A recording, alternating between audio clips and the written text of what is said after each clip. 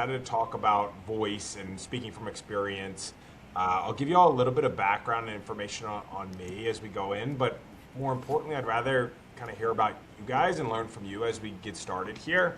So maybe we'll go, I know Joseph, I've met you, Paul, I've met you, Anne, I've met you. So maybe I'll go Julia, Jacqueline, Serena, Dale, and then Lisa.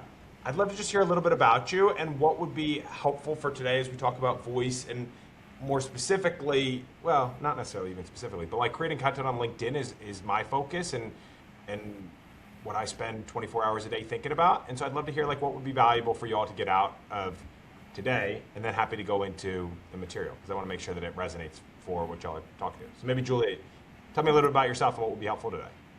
Well, I think in the initial run at this whole content creation thing, I am going to stick on LinkedIn. I did create a TikTok account, and so I feel like that could be a possibility for the future, but I'm so camera shy that I don't want to like undermine myself. So I want to focus on LinkedIn for now. Cool. And it's about kind of creating a professional presence where it was kind of silence for a long time. And I'm a researcher essentially, like that's what I do. So, yeah. For a small, medium, large organization. Mainly in the field of education, actually. And so I've done kind of like mainly sort of student learning and growth analytics and things like that. Perfect. Cool. Well, So hopefully kind of a this is helpful. technical stuff. Yeah. Perfect. Well, this actually will be very helpful Awesome. then in the sense of like how we think about content. Like the content I'm going to talk about is more geared towards you than I think what Anne is a specialty on, which is more like video and TikTok. Like this can be all around thought leadership content on LinkedIn is what we're going to talk about today. Thanks, Julia. Jacqueline, you mind telling us a little bit about yourself and what would be valuable today? Hi, everybody. Jacqueline. I actually work for Bedford as head of visibility, which is really a fancy word for like head of sales. Honestly, never really used LinkedIn a lot. Like this is kind of new to me, so I'm just here for all of it. I don't really know like the ins and outs, the tips and tricks. Like the only thing I ever used to do was just kind of search for jobs on here. I know a lot of people use it to like network, catch up on like where people are working and like to get jobs. So I would love to learn how to just kind of like promote myself, promote Bedford and the great things that we're doing here on LinkedIn. Love it. Love it. Thank you, Jacqueline. Serena and Ian, tell us a little bit about you. I'll let Serena talk about what she does, but we actually just posted. She just posted her first LinkedIn post in like three years. We don't really do stuff on there, so we have a ton of questions. This is great. This is great timing. We have a ton of questions around best practices, how the algorithm works, stuff like that. Yeah, it's exciting. We got one out. We're both in the video space. We're both like I don't know. We're sort of jack of alls, but directors by trade. I'm an interviewer primarily. I host an interview series, and I'm potentially looking into developing a service that helps people be better interviewers and conversationalists. And so normally we would be posting something like on Instagram or TikTok. That's like more our world. But we decided to go the realm of LinkedIn. And I think for me, like I'm a very irreverent, not buttoned up human, and LinkedIn feels like a pretty buttoned up place. So I think like a big question for me is bridging that gap and the extent to which it feels like it necessitates a little bit more formality, or if that is not the case. Yeah, I love it. And I'm going to say it now, but I want this to be a conversation. I have slides. I'm going to go back and forth, but like, I want this to be a conversation. I never want you to hesitate to like ask questions. Don't wait till any point in the conversation. Just like throw it out there and be like, hey, here, it's either it's related or it's not related. And like, here's something I want to ask you about. So I'll just answer the formal one. I mean, my answer is honestly that the less formal you can be, the more traction we're seeing as far as like engagement and interest. And I think it's because of AI. I mean, honestly, I think people are hyper worried, and I think there's a negativity around, wow, this is perfectly, and this is AI rather than this is actually Serena. And so there's a uniqueness and humanness right now that's winning on LinkedIn that I would encourage you to lean into. And I'm even happy to like pull up your post and be like, hey, here's what I like, here's what I would have done differently. Like we have time for that. I want to make sure we do that. So I love it. Please ask a ton of questions. What I focus on and what I care about, and this sounds blunt, is like helping you all make money from LinkedIn. We're going to talk about content, but at the end of the day, like what our business does and what I really care about and why Bedford brought me on was like, how do I help people make money from LinkedIn? Content is one piece to get there, but like anything related to how do I turn this thing into an actual business generating machine is what I'm here for and what I want questions around. I'm in content too, but like that's our specialty. That's our bread and butter. That's what I care. That's what we care about. Which sounds very blunt and not very nice, but I'm going to do it in a nice way, and we're going to talk about it in a nice way. Thanks, Serena and Ian. Dale, I'll have you share a little bit about yourself and what would be valuable here.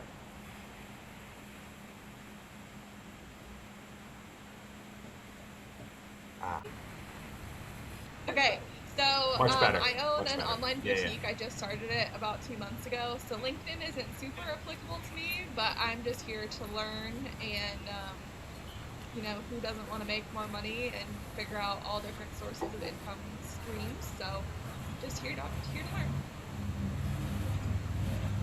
Love it. Thanks, Dale. Lisa, you're next on my screen here. Hi everyone. Sorry, there's a lot of background noise. I don't know why. But LinkedIn is my primary place that I post. I'm a fractional chief people officer, strategic advisor. I'm in a good cadence. I write stuff. People say, "Oh, it's great," but I would love to see that convert to your point, like not writing for the sake of writing. I'd love to see that convert to revenue a lot more than it does. I've gotten 2 sizable fractional clients from it. It's a way I build trust, so I know that there's a long, there's the long road to building trust, especially when folks are bringing me in at some pretty challenging times. But would love to know strategies on how to generate revenue more consistently or predictably. I love it. I have a lot of ideas around that. If you're already creating content, that's amazing. We'll just get into it right now because I'm sure other people have the questions. What's your like direct message outreach strategy focus? Yeah, so what I'd say, it depends cyclically. Sometimes it's about general clients. Sometimes I'm doing a webinar or launching a new type of coaching service. And so then we'll tie the content to that. So there's that. I know that I already, working with Tom, I already know I need to be much more strategic about like following up with folks who are commenting and liking and just being more thoughtful there. I think I build relationships on LinkedIn pretty well in terms of just being in other people's comments and in my own. But it's that follow through that I know I need to focus time on. The biggest mistake is maybe the wrong term, but like the biggest issue I see is like people will create content and then pray and hope for inbound leads. The reality is that doesn't happen. I mean, like it happens, but like maybe once or twice a month if you're lucky in all reality. Utilizing the warm signals of people engaging with your content as an excuse for outreach is by far the #1 way we see people generate revenue from LinkedIn. For example, let's say you're targeting CEOs or owners. Lisa, as people you want to speak with, you see one of them engages with your posts utilizing, "Hey, Harry, it's great seeing your name pop up on LinkedIn. Would love to catch up and hear the latest." And like that person who you knew 8 years ago now has a conversation. You has a reason like, "Oh yeah, I've been seeing what's going on with Lisa. I'm happy to have the conversation." Like, ding, ding, ding. By far the #1 way we see people generate new revenue is somebody valuable ends up in a like or a comment or a profile view or a pending new connection, and you utilize that as an excuse for outreach. Like, that is by far the best way I've seen people turn this into valuable, like something valuable. And of course, it's not going to be a new contract tomorrow in all those situations, but like, you now have a conversation, you have a reason to follow up in 6 months, like rinse and repeat, keep doing that. You build up the network of valuable people in it. The more you do this, the more good things will happen. So if you're already creating content, it's amazing. Now it's like, okay, what can we do with the engagers, the profile views, and the pending connections is really how to like turn that dial from like nice to have content to like, wow, this is actually generating me valuable sales meetings consistently. So I'm happy to dive into that. Sounds super basic, but like millions of revenue from that exact strategy. And like, it's somebody you did work with a decade ago or 3 years ago that otherwise never would have thought about you, that engaged, you use that excuse to outreach, now you have a conversation. Maybe they're not a client, but they connect you to somebody. Like, in a world where I hate cold outreach, it makes me really uncomfortable. I never want to cold call. I never want to cold email again. Like, I basically just use engagement on LinkedIn as an excuse to outreach. And it's just not weird. It's not uncomfortable. It's not like, who is this guy? It's like, yeah, I've been seeing you all the time. It helps to build up that process when you do reach out. Thanks, Lisa. Jonathan, tell us a little bit about yourself and what would be valuable today. And hopefully my audio works. Am I coming Yeah. through okay? Cool. Because it connected to my camera, so I wasn't sure. So, quick story. I'm actually in Bedford thanks to a link that Harris put in his newsletter. And I don't think he actually knows the story yet. I don't know if it's been passed to him. But I found out about Harris probably about, 5-6 years ago when I was working in the HR tech space. Signed up for your newsletter and just have stayed connected that way. And so thank you for sharing about your journey joining Bedford as a creator in residence. And I checked it out, and that's why I'm here today. I love it. So I launched coaching practice officially about a year ago. Did a lot of hand-to-hand combat in the first half of this year, and felt like I was like squeezing my personal network too much to try to find leads and network, and knew that I wanted to find warmer leads and visibility, and always just hesitated on LinkedIn because just felt like a lot of noise, and what do I actually have to contribute to someone's feed. And so right now I'm on a 14-day posting journey. I kind of missed yesterday because of some travel and just busy with life, all around listening. I don't really have a strategy or a schedule. It's just kind of been on a whim, or when I have time to sit down and just put something up, just about maybe something that happened that day that struck some inspiration, or something that I learned about, or something that came across my feed. So I'm learning a lot, and just trying to get into a better rhythm and better headspace and better minds, just approach with how I want to position myself, utilizing the LinkedIn platform. Thank you, Jonathan. I did not know that, but I appreciate you sharing that, and that's amazing, and I love that story. And I have done a lot of work in my previous life with coaches and helping them to generate revenue on LinkedIn. So please ask questions. I saw you had about 2,900 followers, a really good place to be starting with from a, hey, how do I turn this thing into a revenue perspective? So a lot of ideas, a lot of suggestions that I think I want to bring here. So please ask the questions. The only other last one I think I have on here is I don't believe Darren is on camera but opening the space if he or she is on here to introduce themselves and share a little about what would be valuable. There we go. I'm in my truck. I was leaving one meeting so I can make this because the semester started back, so I'm back in school. So I think just trying to funnel to what I do. I'm a clinical social worker. I'm a college professor and a clinical social worker. So I teach social work at the university, and I see clients. And I also do training for like employee assistance programs, more so blue collar workers who's transforming from being a blue collar worker to some leadership, giving them some leadership skills, and just trying to funnel LinkedIn. How can I establish authority to do that for myself as well? That's one of the reasons I want to listen in. How can I start establish authority to, I get the insurance companies, but how do I do that for myself, in terms of pushing that authority on LinkedIn and other platforms? Cool. Thank you, Darren. I appreciate you joining, even in the car. That's awesome. Appreciate you taking the time to do that. And I have a lot of suggestions and ideas. I'm going to go through some slides. It's not going to take a ton of time. Y'all don't want to listen to me talk at slides for the whole time. I want your questions. I want your ideas. I want your, hey, Harris, pull up my LinkedIn. Here's something I did. Like, I have some slides that are going to help us walk through, but at the end of the day, I want this to be a conversation, and I want your questions. So with that being said, I'm going to share my slides for a minute. I'm going to share my screen for a minute. Y'all can see this? Yeah, thumbs up. Cool.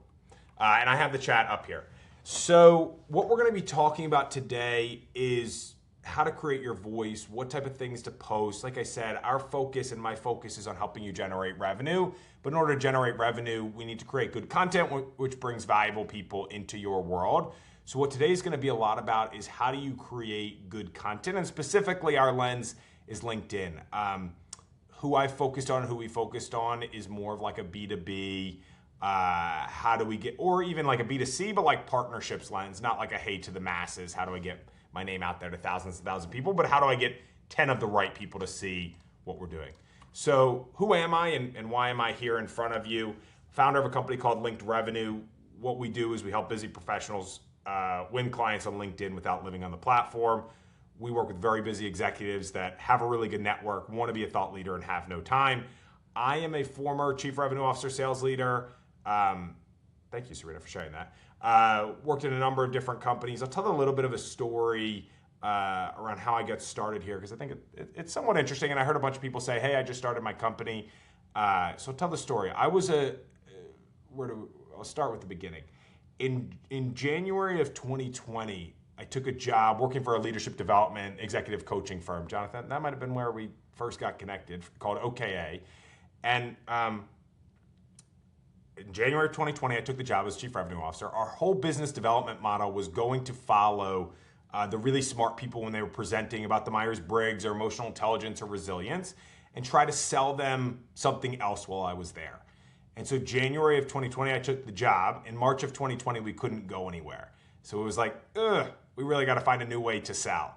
And so it was like, if I want to have the job and I want to keep being successful here, we got to figure something else out. So I took a social selling course at that time. It was really, really valuable for me. Took over my LinkedIn, the CEO's LinkedIn, who had a much better LinkedIn than I did. We ended up doubling the firm, not exclusively from that, but a lot of our leads came from that. And I was like, okay, there's something here.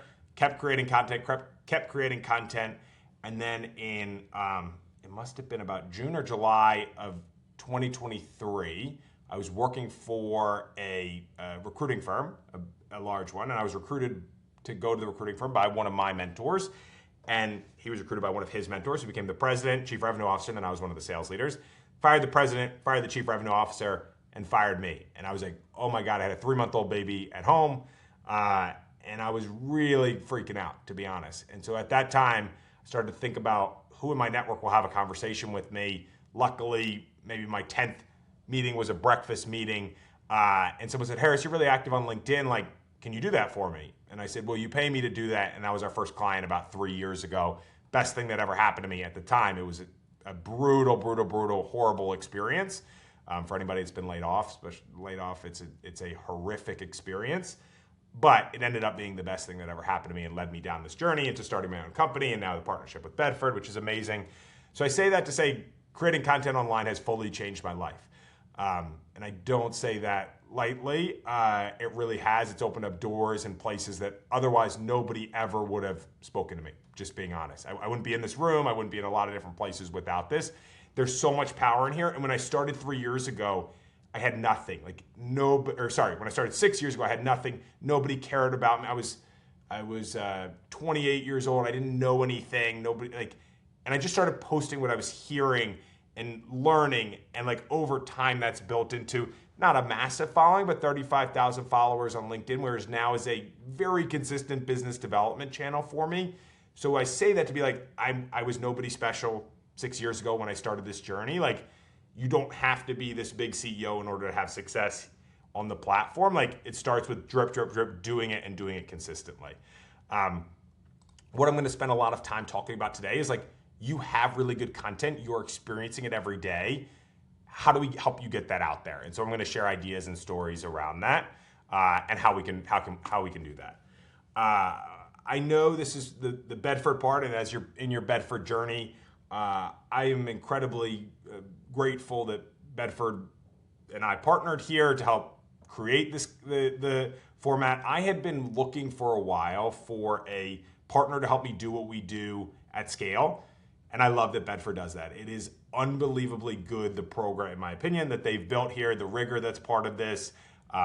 You can see different parts that have been created as far as this, but I spent hours and hours with Andrew, who is one of the guys that helped create this, and I just think it's an unbelievably good way to do this. I've seen other programs that kind of cheap and go quickly through it, and and I think they do an unbelievably good job at really refining it. And I mentioned this in the beginning, but I think that AI plays a really interesting role in content creation right now, and I think they have such an intentional way of utilizing AI the right way. Like, we've all seen terrible AI posts on LinkedIn, and nobody likes it, nobody wants to read it. The way they've integrated AI into their process, I think, is really, really smart, and I'm grateful that I've been tapped to do it. So this is part of what the process is here.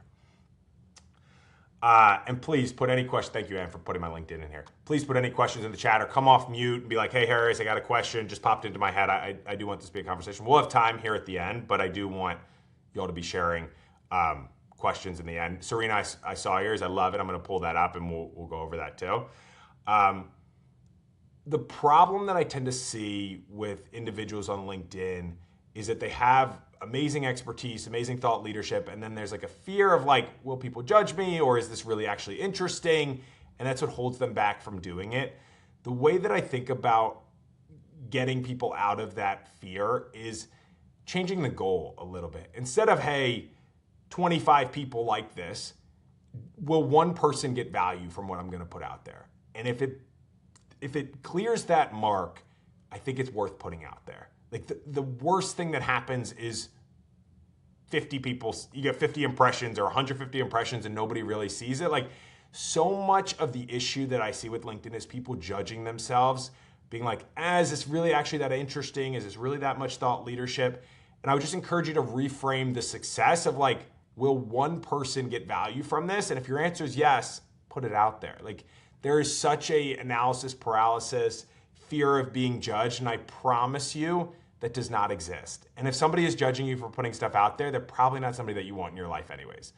But over the last 3 years, I've had thousands of conversations around this, and it is always a fear of being judged or a fear of this isn't really valuable enough. And the way I reframe that is like, we don't need to get 50 likes. I mean, when I started doing this for years, realistically, like, my mother, my brother, and my cousin were my 3 likes. And like, now it's changed, but it took years and years and years of doing this.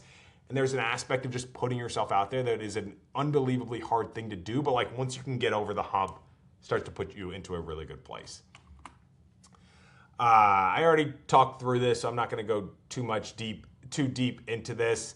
Yeah, you hear the story. I don't want to tell my story again. Where do really good conversations come from? I think what I see a lot of people struggle with, and even one of the reasons why I was really interested in Bedford, is that people say, hey, just sit down and write. Go block an hour in your calendar and write. And like, nobody does. Like, it's really, really flipping hard to do. And like, to come up with good ideas consistently is a really, really hard skill. They'll go to ChatGPT and here's my industry and help me write a couple LinkedIn posts. And you're like, that doesn't sound like me. And then you stop and you're like, okay, this is terrible. I give up. What's the point in doing this? That is the opposite of what I'm going to talk about today and what I believe in as it comes to content. It's rarely like I'm not a good writer or anything, to kind of what Serena was saying. It's that you're not pulling from the right places. Every week you are in conversations where you are saying really good content. Like, that's the reality of the situation, is like, if you're talking to clients, you're talking to prospects, you're saying something and they're shaking their head, turning that into a LinkedIn post is way better than, hey, let me just like ask ChatGPT what a good leadership topic would be to post about this week. And the world that we're living in right now, the more real, authentic, not perfect content is on LinkedIn, the better it's doing. It's interesting, like our journey and our company's journey with AI. I honestly don't put my content through ChatGPT or Claude to help to make it look better. In fact, like I wanted to read, like Harris just like sat in front of the computer and typed up a bunch of things, because realistically, like, that's what's happening. The more people think like, wow, this is so incredibly polished, the less interested they are. And I know it kind of goes against like what we've learned historically when it comes to writing, but the journey and place that we're in AI, people want real, they want human. If everybody else could write it, it's not interesting to be on there. So like that's why people ask me like, what's the cheat code? What's the only cheat code on LinkedIn right now is something personal you can relate to business. Like that's kind of the only thing that no matter what gets good impression and engagement. Like it's really interesting. That wasn't the case 2-3 years ago. Like you could put something out there that was like genuine thought leadership or like, and you still can, but it's harder. Like you post something, and I post a lot about like being an entrepreneur and a dad, which is pretty big part of my identity. And like those are the posts that get 200 plus likes and comments on it, and then the people who engage with that I utilize as as a good excuse to reach out, and now we have a conversation. I don't pitch them in those meetings, but they're like, oh, interesting, Harris, I got a friend who'd be perfect for what you do. Like that's often what happens from that, but they're valuable people. They're people that would have been really weird for me to reach out to otherwise. Like engage with that post about the struggles that I have about being a dad and an entrepreneur. I reach out, hey, Joseph, haven't seen you in a while. Would love to catch up, hear what's going on at your organization, share the latest. Like drip, drip, drip, drip, drip. You do that week in and week out, like really good things happen. And the majority of the valuable people for our ICP engaging with that, like, is the personal content. Happy to answer any questions. People have differing thoughts. Or, hey, this isn't Facebook. This isn't Instagram. I used to, my answer to that pushback has changed dramatically since AI has become a bigger part of our world. I used to say, if you don't want to post personal, totally fine. It is a bad business decision for me to tell somebody to not be personal on LinkedIn. Like too many examples of somebody valuable engages, outreach, now into the pipeline for me to say this would be a bad idea to tell you not to be personal and human on here. Let me pause around this. I'm actually going to unshare my screen for a second because when I give a lot of these presentations, and that's something that comes up all the time. What do y'all think about that? Pushback, ideas, suggestions? Yes, I've seen that too, or I disagree. What do y'all think? And I'll call on people too. I'm not afraid to do that. I'm just like, I'm happy to hear you say this because LinkedIn, yeah, like has historically kind of made me feel like I'm sort of like cosplaying a little bit, or at least like siphoning down my dimensionality. And so it's nice to hear you don't have to do that. It's sort of anathema to me anyway, you know, like I don't want to suddenly, we're all, everything is porous in our lives. Like our personal lives is our professional lives, all of that. So it makes sense to bring all that to the table. I'm happy to hear that is what's working. Yay. I also just like on the AI front, because we were going to go post on LinkedIn, I was like, let me go like read a little bit more of other people's posts and, you know, see what's happening. And I was like, there's something very like uncanny valley or something that's going on. Like I was like gobsmacked by how much content was clearly had been run through AI to me, where I was just like, change the fucking sentence structure. You know what I mean? Like the thing about like the short list that's always like punctuated by periods. And so everybody sounds so confident and authoritative. And it's like, we're all using ChatGPT. We all know that that's what it does. Like change it. But then, you know, with a lot of those posts, they were getting like a lot of traction, you know, like it's also working to some degree. So there's an interesting juxtaposition there, right? Like my inclination was like, ugh, you know, but then I was like, yeah, probably also saved you an hour, you know? I don't know if it's working. What do you mean? Like, it depends who it is. Like if we're talking about like someone famous and they're posting, they're getting thousands, like it's a different ballgame that they're playing at. I'd be curious what you mean by it's working. Because I think when that is sniffed out on LinkedIn, I think people don't, not this, but that, short sentences, M dashes, like those are very, very obvious. Don't compare, like what I think is also is like two people I wouldn't compare myself to on LinkedIn. One is like the person with like 500,000 followers. They're playing a different game. The other one is like if somebody has like a post that had like they have a small number of followers and has like 150 likes and like 300 comments and like they're all like there is a way that people do that is not real, and just be cognizant of that. If don't compare yourselves to that is a thing that you'll see. Like I'm not going to call someone out specifically, but there's like a person that I see on LinkedIn a decent amount that he's a financial advisor, and like it is the most cookie cutter BS, I don't know if you can curse on here, crap that I've ever seen. and it gets like 300 comments, and it's like all like nobody that would ever be of interest to that person. It's like, this is so obviously so. I'm very anti that. It's not that common, but just be cognizant of it if you're comparing yourself to something like that where they're clearly not. And just hide them and report them as AI, because that's a thing now that you can do on LinkedIn also. I think there's I assume it's still up there, but there's like a feature that says like, this is AI slop that you can, or like something like that, which is ironic because LinkedIn was leaning heavily into AI, but it does feel like they're kind of going the other way. So just be careful of who you're comparing yourself to. Like I'm looking at your post right now, Serena, and I'll actually just like use this time to like even just give some like live feedback, because I think it's, you guys can see my screen. I love what you did in the first sentence of telling me like, this is actually you. This is really interesting and differentiated. I might have like led with a woman marrying her dogs, because like that's really bizarre and interesting, and like the hook I might have done, and what I'll say is like in a LinkedIn post, the hook matters 90% than the rest of the post. If you have a really good post but the hook is bad, and I'm not saying your hook is bad here, but nobody will read it. Like once you write your post, I would spend 5 minutes being like, what's the thing that's going to actually hook somebody the best? I think you talking to someone, a woman who married her dogs, is really bizarre and interesting. And like if it was like something leading with that, I think, and maybe this is just me, I know who Pharrell is, and maybe it's weird, I don't know who Gloria Steinem is. Maybe I should. You. Am I the only one? That's just a me thing? All right. And like, Yes. all right. Maybe that's a me thing. But that's where I would have led. I like this.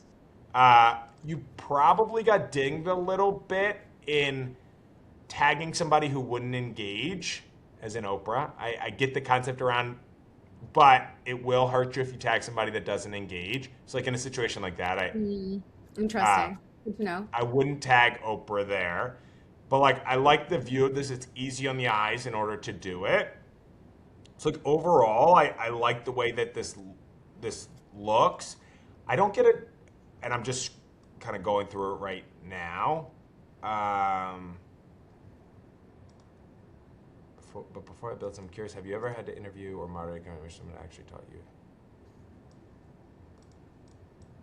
I think this could have been, punchers, maybe the wrong term, but like, tell me more about what would be like what do you struggle with here? Maybe it could be in here. I just skimmed this, honestly. Like overall, I like the look of this. I like the start that said I've interviewed hundreds of fascinating humans.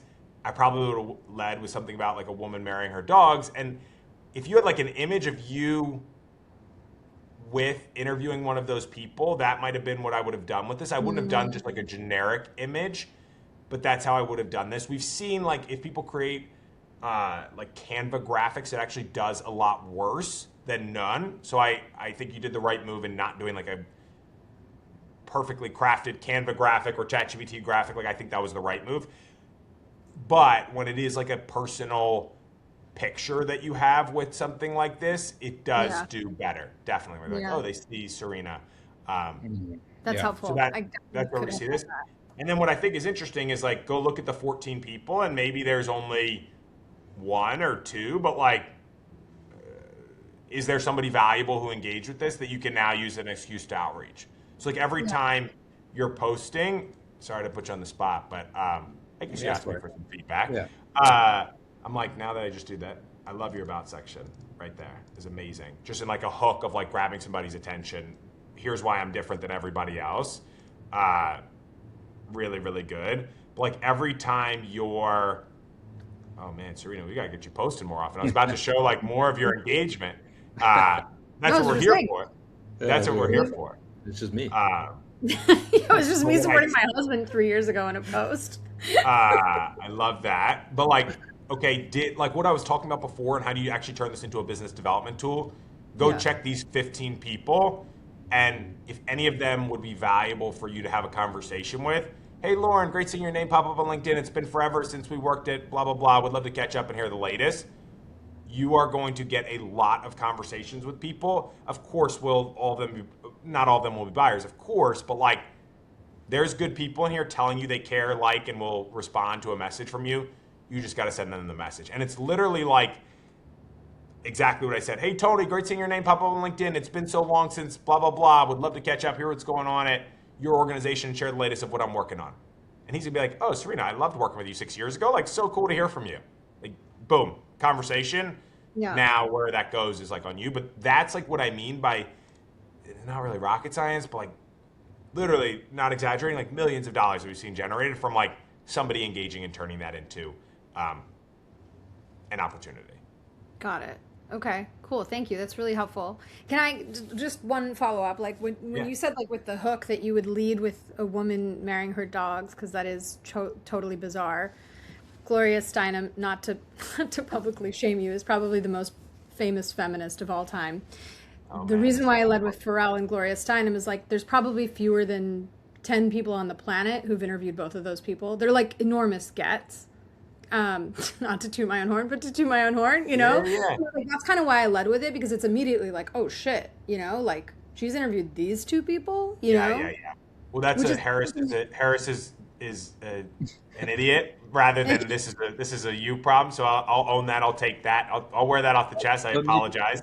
It may be more. Maybe a lot of people on LinkedIn are idiots. You know. Yeah, that's true. I'll take that off the chest. That's totally a Harris. Oh. Do you have was it an in person? Yeah. It Interview? was like, Do yeah. you have a picture of it? Yeah, me and Gloria, yeah. Oh, that should have been part of it then. Yeah. That was like do it again in 3 weeks from now about like your interview with her, and Yeah. everyone else that's not an idiot besides me will be like, whoa, that's amazing, and that should be part of this. So that's what I would do, and that will get like really good engagement because people know her, just not dumb Harris know her. So I would encourage you to spin that one back. Okay.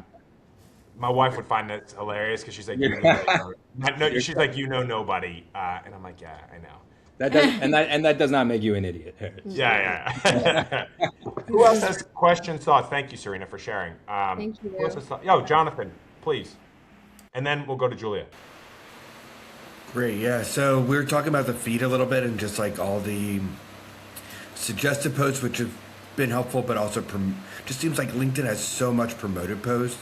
And I'm just wondering like how you can optimize your feed to be more about like your first degree and even maybe second or third, because it just seems like it's becoming a waste of time to spend on LinkedIn, especially in the feed.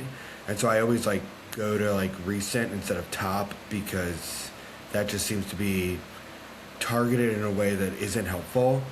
And I'm like exiting out of so many promoted posts every day that I'm just kind of completely over it.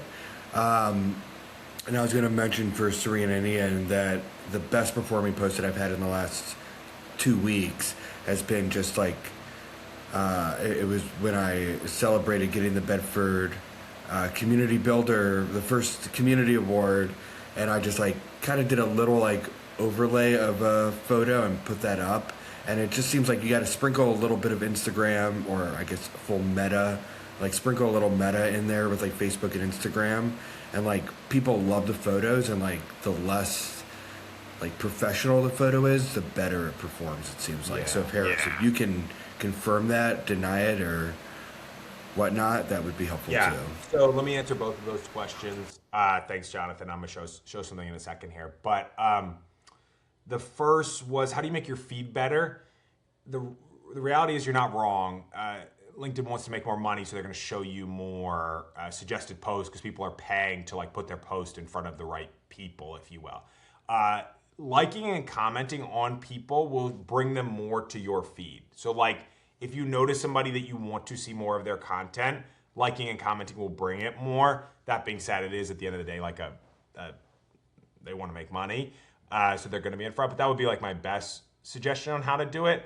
I hope, Jonathan, just not to take you off, tell you to come off real quick. Who are you targeting as far as like your buyer, and who are the most valuable people for you as you've made this change into being a personal coach?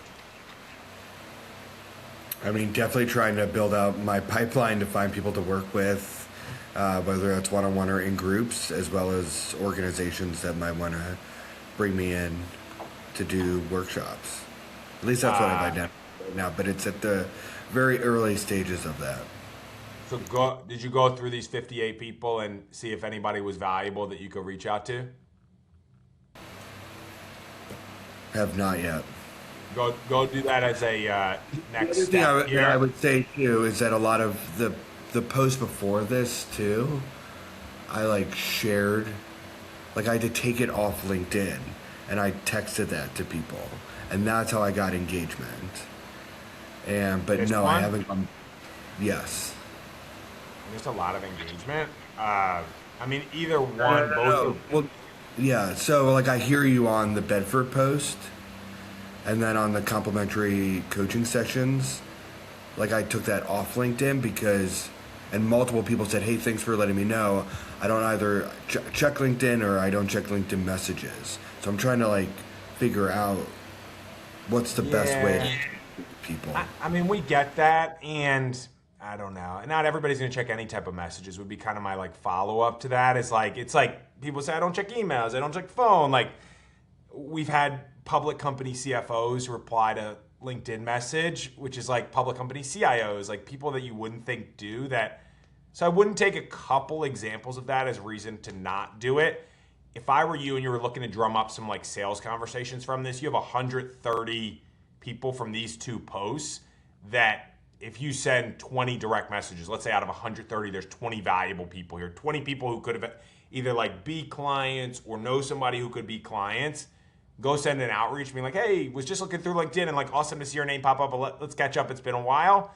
You're going to get 50% of responses because they're all people that know you, know, like, and trust you. And so you're not even starting from zero, which is also what I love about this. Like, it's not like a cold email ads game. It's like, no, you knew them before, so there's already this factor of they know, like, and trust you. Go send them a direct message, and I promise you something good is going to happen. You just have to do this at scale. To your point, like, this did well. Like, yeah, a picture like this is like kind of one of the best things you can do if your face was in it, which is awesome, what you have here, which is like a nicely created graphic. Yes, is the thing that we see is like when it's a real human picture, we do see better than like if you were like this. I know this probably did well because you offered a complimentary coaching session, which is awesome. But like, I don't know, I don't have an example of one to quickly pull on, but like where you're just like, hey, ChatGPT, create me a graphic of this. We've seen those do significantly worse than without a graphic. Like if your graphic is personal, human, and or adds value, do it. If it's just like, hey, I would imagine graphics do better, don't ask ChatGPT to create you a graphic. What I'll say is actually it penalizes you because someone will say, oh, he used ChatGPT for the graphic, he used ChatGPT for the post. And like you don't want people thinking that if it's actually a real human post that you wrote. I would say like leaves you. Like the everything is better with live music. I've seen that on like different music accounts. So yeah, it wasn't pulled from AI, just pulled from Crucial. People just like think. I just think we're in like such a weird AI time where people are like hypersensitive and focused around that, and they're like, oh, AI. I don't want to read Harris GPT. I want to read someone's real thoughts to like what Serena shared before. Let me get through a couple other things real quick, and I do want to leave some time for questions. Where does good content come from? I'm a simple person. I can't think too in-depthly around content, calendars, and a million ideas. And I pushed Andrew on this as he was creating the Bedford program, but like, I think of it in three really simple ways. The first, by far, is recent conversations where your clients or prospects were interested in something you said. So you were on a Zoom call or you were at a meeting and they said, hey, Julia, that's really interesting. Tell me more. Like if your client or prospect is interested in what you're saying on that call, other people who look, sound, and have the same thing as them will also be interested in it. It is building a muscle. It's like ding, ding, ding, ding, ding. All right, let me think through that and now use that as my post for this week. Like, you all have this experience. You all definitely say this. It's just about building the muscle. This is how I like to use AI from a content perspective. Is we have something called Day AI that listens to every single one of our calls, and at the end, I'll say, at the end of the week, I'll like block an hour or two, and I'll be like, hey, Day AI, what did I say this week where a client or prospect thought it was interesting? Like, give me 10 ideas. And that will be how I'll like think through what to put out there more consistently. So if you have a recorder that's on your calls and you can like ping it as an agent, that is actually a really good utilization of AI for content. I would highly encourage that. Number one is by far my favorite. Number two is interesting in like recent conversations where you were interested. So like, let's say, I mean, Jonathan, this would be pretty interesting for you. Like, you hear a chief people officer, chief HR officer, like say something really innovative around how they're developing their people. You could be like, hey, Lisa, thought this was interesting. Like, do you mind if I share it and tag you and like hype you up and talk about how this is such a cool and amazing idea? Like, that would be really, like, Lisa would be like, yeah, of course. Just like give me credit for it and that'd be interesting. It's like, that's another way. And then third is like a podcast or an article, but don't just share the, hey, here's a Forbes article on leadership. Like, nobody cares. They care like, how does this relate to your life and your experiences in your world? Those are the three ways that I think about it. I can't do a whole big content calendar. I can't batch it out in months and like, I literally block an hour or two and I do the content for the next week. And I post 5 days a week on LinkedIn. I think that's a lot. Someone said, I can't remember who it was, they posted 14 days straight. It's amazing. Be careful of burnout. Be careful of burnout if you're just getting started. Like, this isn't a do this like guns blazing out the door and then stop. Like, please do whatever you can consistently commit to for 6 months. You'll have built the habit for 6 months and good things will happen. Just be really careful around like doing too much of what you can't sustain and being like, I didn't get any leads. And it's like, yeah. This is like, do this for 6 months, whatever you can do for 6 months. And I promise you good things will happen. I see too many people go out, try and do every day. Like, you don't need to do every day. If you're doing right now once a week, try to get to twice a week. If you're doing twice a week, try to get to 3 times a week. Honestly, 3 times a week is probably good for the majority of people. Anything more than that, like, it's a lot. I've been doing this for 6 years every day, but like, it's a lot. I would have stopped if I started 6 years ago trying to do every day. I just, in all honesty. Julie, let me get your question. You talk a bit about making good comments on other people's posts. Does that help or matter? Also, a while back, you said you liked what LinkedIn was doing on the algorithm. Can you talk more about that? So my lens is revenue and new business. I care about commenting on my prospects' posts. There's a bell on, let me just pull it up. The way that I think about commenting is, I'll just share, the way that I think about commenting is where I spend my time commenting is on people that I want to know me that don't necessarily know me. So let's say Jonathan was a prospect of mine. I would hit this bell right up here. So we're first degree connected. I would hit this bell and I would say all. And now every time Jonathan posts, I'm going to get a notification. And that's where I realistically want to spend my commenting time. I don't really care if Simon Sinek sees one of my comments. I think that's relatively useless. Like, who cares? I think that the most valuable thing of commenting is like, I want to share something thoughtful on Jonathan's post 3 times. And then he's going to be like, who is this Harris guy? Yeah, actually cares about me and my business. Like, taking time to do that, drip, drip, drip, consistently, good things will happen. So like, whoever your most valuable prospects are, or people in the pipeline. I mean, I think this is a severely underutilized tactic for people in the pipeline, is like, I could keep hitting up that guy or gal who I want to sell to and be like, hey, are you ready yet? Are you ready yet? But like, I'd rather hit the bell and share something valuable on their content and then be like, oh, Harris actually is taking the time to care about my business. And then I might shoot her a text and be like, hey, loved what you shared about him. Nothing to do with that pipeline or opportunity. And they're like, oh yeah, Harris, I've been meaning to get back to you on that opportunity. Hundreds of examples of that. And I hate being the guy who's like, are you ready? Are you ready yet? And it's like, no. This is like a really good way to just show that you care and are taking time. So my commenting thought is just like exclusively for friends and like people I care about, but also on like the new business side, any of your prospects, you should hit this bell and then you'll get a notification up here that said, Jonathan just posted, and I'm going to share something thoughtful. And then like maybe my direct message is related to that. I mean, I'll tell you, I see so few people doing that strategy. They're like, they just go for the kill immediately. And it's like, who are you? Get away from me. I've never met you. Versus like that direct message could be like, Jonathan, love that post about what you just shared. And then now Jonathan and I maybe have a relationship, or we're building a relationship. Like, the ironic part about what I'm about to say is, like I said, all I care about is making money from LinkedIn. And the goal of LinkedIn is not to make money right away. It's like to build a crap ton of relationships that over time something good will happen from them. Like, and that will happen, but it's not to, hey, buy my services. It's like, who the heck are you? Get away from me. Let's build a relationship. Let's see where this goes. 6 months, 2 years, 7 years down the road, you're going to be talking to somebody that knows exactly what I need. Like, or I'm the right partner for them, or they might become. So many people go immediately for the kill that couldn't be further from the way I've seen people have success. It's about building a relationship, and then from there, good things will happen. That is one of the biggest mistakes I see people make from an outreach perspective. This isn't a get rich quick. Get rich quick doesn't really happen.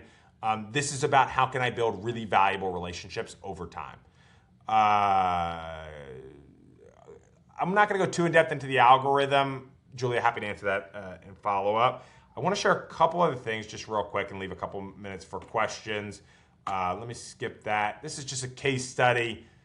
Not really that interesting. Interesting in the sense of like, this doesn't take that much time to have success if you're starting with like a really good network. I think this guy had like 1,500 followers, like nothing crazy. He was a tenant broker in DC. He started posting about like innovative office space. A CFO liked it. We used that excuse to reach out. Like, boom, by the way, the guy had an opportunity. Like, these are, but it didn't happen from an inbound lead. Like, I think so many people think, I'm going to create content, everyone's going to come to me and find me really interesting. Like, no, you have to just like send outbound messages, but don't send cold outbound messages saying, hey, will you buy whatever I have? Like, utilize previous relationships, new relationships in order to send outbound. This kind of goes to like the algorithm. What should you post? Personal stories and lessons, or the cheat code on LinkedIn because AI couldn't write it. I loved, Serena, what you said, where like I've interviewed these people, like unique, differentiated. Client wins and case studies. I think a lot of people like have case studies that live on their website and never share them on LinkedIn. Like, blows my mind a little bit. Like, why would you not tell that stuff out loud if it's already on your website? Thought leadership, but more like, what's your unique take on the industry? That's the type of stuff that I like to see. Engaging polls and questions. I get a lot like, what type of content should I be creating? Mix it up. Short content, long content, articles, video if you want to do that. Like, there's no, hey, this works every time. If the content's interesting and good, it's going to get engagement. It's not a, hey, this is exactly what works every time. That would be my thoughts. Post consistently, but consistently for you. Become known for a specific thing. I think that is pretty important. Like, be the guy or the gal in interview prep, or being the smartest person around interview, or mindfulness coaching. Like, be niche. I think people are like, oh, but what about if that person won't find me interesting anymore? It's like, no, the niches are in the riches are in the niches when it comes to like LinkedIn and being really specific in who you are. I talked a little bit about this. Don't overdo it in the sense of like, don't go out guns blazing 5 days a week. Like, do what you can consistently do for 6 months, and that's where the magic happens in this platform. Do this week. I want to leave you with something valuable. I'm going to stay for questions if people have them, but I know we're bumping up against 6 Eastern and want to be cognizant of that. Make sure that your profile is updated. If you haven't updated your About section in 15 years, please take the time to do that. I have a